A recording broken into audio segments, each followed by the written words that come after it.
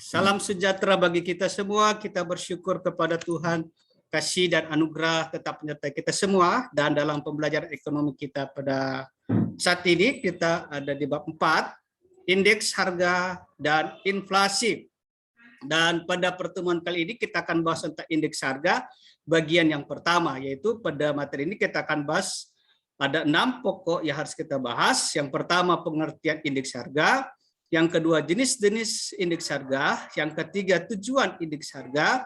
Yang keempat, fungsi indeks harga. Yang kelima, ciri-ciri indeks harga. Dan yang keenam, peranan indeks harga dalam ekonomi. Nah, apa itu indeks harga?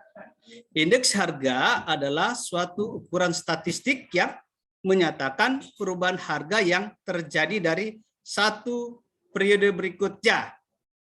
Pencatatan data dari indeks harga di Indonesia dilakukan oleh Badan Pusat Statistik atau BPS. Nah, kita mulai di jenis-jenis indeks harga.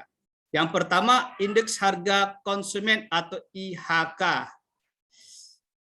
Indeks yang menjelaskan perubahan harga satu barang atau layanan yang diberi oleh konsumen.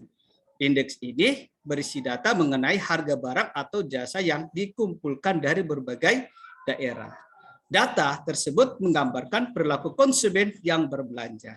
Indeks ini menjadi dasar dalam menuntut penyesuaian gaji, upah, uang pensiun, dan jenis kontrak lainnya yang digunakan oleh Badan Pusat Statistik sebagai indikator inflasi di Indonesia. Yang kedua, indeks harga produsen atau IHP. Perbandingan harga barang dan jasa yang dibeli produsen pada waktu tertentu. Barang yang biasa dibeli produsen adalah bahan mentah atau bahan setengah jadi. Yang ketiga, indeks harga petani. Indeks harga yang harus dibayar oleh petani merupakan angka yang menggambarkan perkembangan harga kebutuhan rumah tangga petani, baik kebutuhan konsumsi rumah tangga maupun proses produksi pertanian seperti pupuk, benih, dan obat-obatan. Sementara itu, indeks harga yang diterima oleh petani merupakan angka yang menunjukkan sejumlah harga sebagai perkiraan penghasilan petani dari penjualan hasil produksi pertaniannya tersebut. Yang keempat, indeks harga implisit atau deflator GNP berfungsi untuk menentukan tingkat inflasi dari waktu ke waktu dengan membandingkan produk nasional bruto nominal dalam tahun tertentu dengan produk nasional bruto nyata. Perhitungan cara ini melibatkan semua barang yang diproduksi.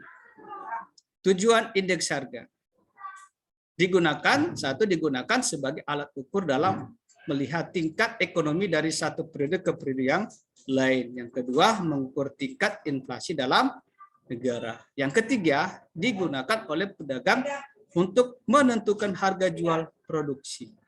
Yang keempat, pedoman untuk mengatur upah gaji buruh serta menyesuaikan kenaikan gaji buruh jika terjadi inflasi.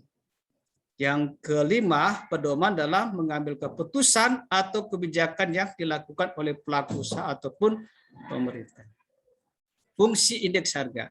Yang pertama, berfungsi sebagai dasar dari pembuatan kebijakan ekonomi negara, misalnya seperti kebijakan fiskal dan moneter. Yang kedua, sebagai pedoman untuk mengukur suatu efisiensi dalam pembelian berbagai jenis barang. Yang ketiga, digunakan untuk pedoman kebijakan harga. Yang keempat, sebagai acuan untuk menentukan jumlah persediaan atau stok suatu barang. Yang kelima, berguna untuk membantu dalam pertimbangan kegiatan jual beli saham. Ciri-ciri indeks harga.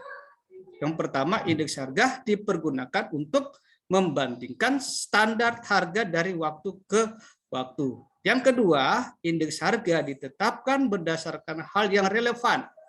Yang ketiga, indeks harga ditetapkan oleh sampel bukan dari populasi. 4. Perhitungan indeks harga dapat dilakukan berdasarkan waktu dengan kondisi ekonomi yang stabil.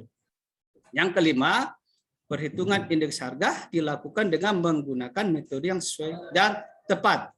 Yang keenam, perhitungan indeks harga dilakukan dengan cara membagi harga tahun yang akan dihitung indeksnya dengan harga tahun dasar dan kemudian dikali 100. Peranan indeks harga dalam ekonomi. Yang pertama sebagai petunjuk untuk standar dari suatu keadaan ekonomi. Contohnya seperti indeks harga berperan sebagai petunjuk tentang tren perdagang secara tepat, dan indeks harga yang diterima petani dapat memberikan gambaran perihal kemakmuran di bidang agraria. Yang kedua, indeks harga secara umum dapat digunakan sebagai pedoman untuk berbagai jenis administrasi dan kebijakan perusahaan. Yang ketiga, indeks harga berperan sebagai deflator. Dan yang keempat, indeks harga berperan sebagai acuan untuk membeli berbagai macam barang. Dan yang kelima, indeks harga konsumsi berperan sebagai acuan untuk menentukan gaji buruh saat terjadi inflasi. Oke, terima kasih banyak, demikianlah materi kita pada hari ini. Ini materi yang bisa bermanfaat bagi kalian semua, dan tetap semangat belajar. Tuhan memberkati kita semua, dan selamat pagi.